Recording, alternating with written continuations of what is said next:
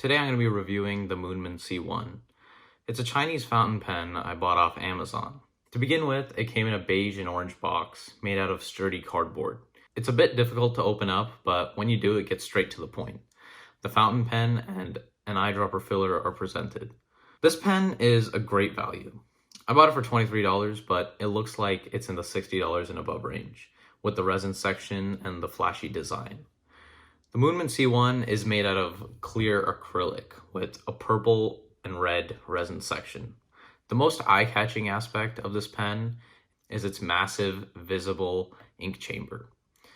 It does, of course, come with a standard international converter, but it would be a disgrace to the design, in my opinion, to not use the eyedropper filler. This way, when it's filled, it's cool to see the ink sloshing around.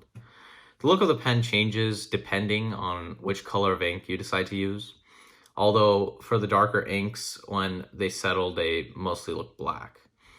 The pen is completely cylindrical, except for one flat edge that's supposed to prevent it from rolling down surfaces.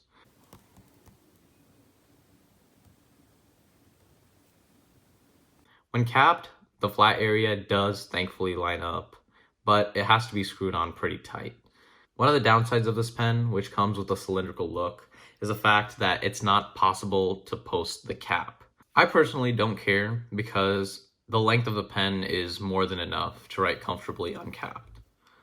It's a bit of a nuisance since you have to hold on to the cap while writing, or carefully lay it on its flat side to keep it from rolling off the desk.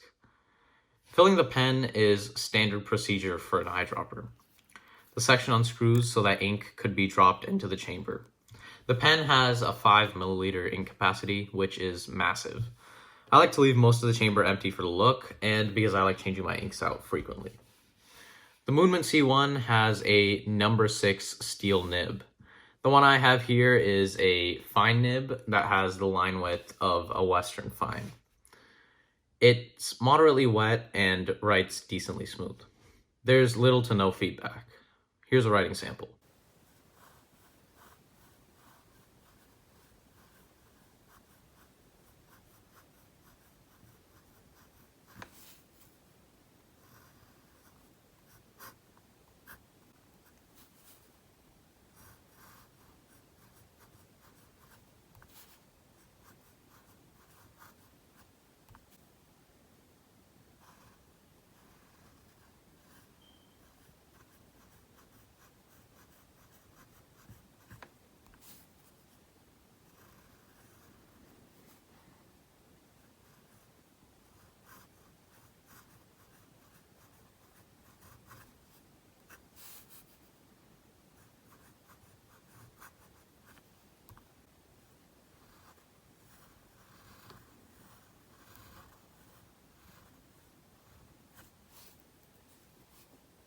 There isn't that much line variation.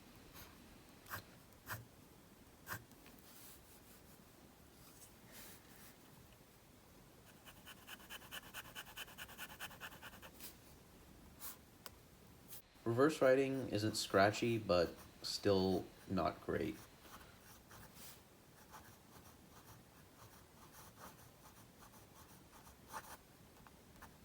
There's absolutely no line skipping.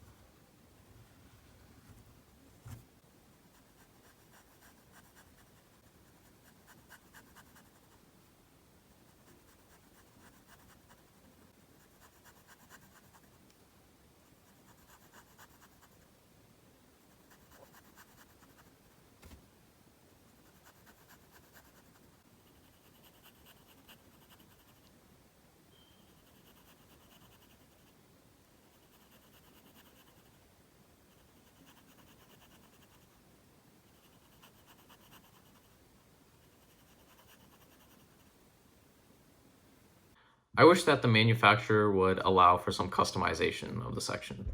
I don't really like the purple and red color combo, and I personally don't own any inks that go well with it. But I understand that the manufacturer has its limitations, especially when they're selling a $20 pen. But I would be willing to pay more if it meant more customization. Now, the Moonman C1 does have a pretty big problem: leaking. If you leave the pen inked in a shaky bag, it sometimes leaks into the cap. This has happened to me a couple times and it's pretty annoying. The cap and the section become wet with ink, and if you try to use the pen, you will definitely get ink all over your hands and the desk.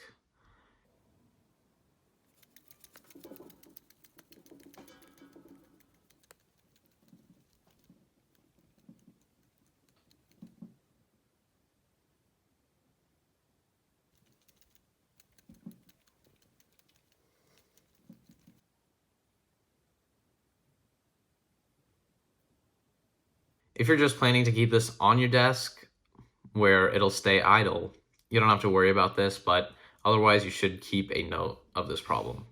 The shining feature of this pen is its price.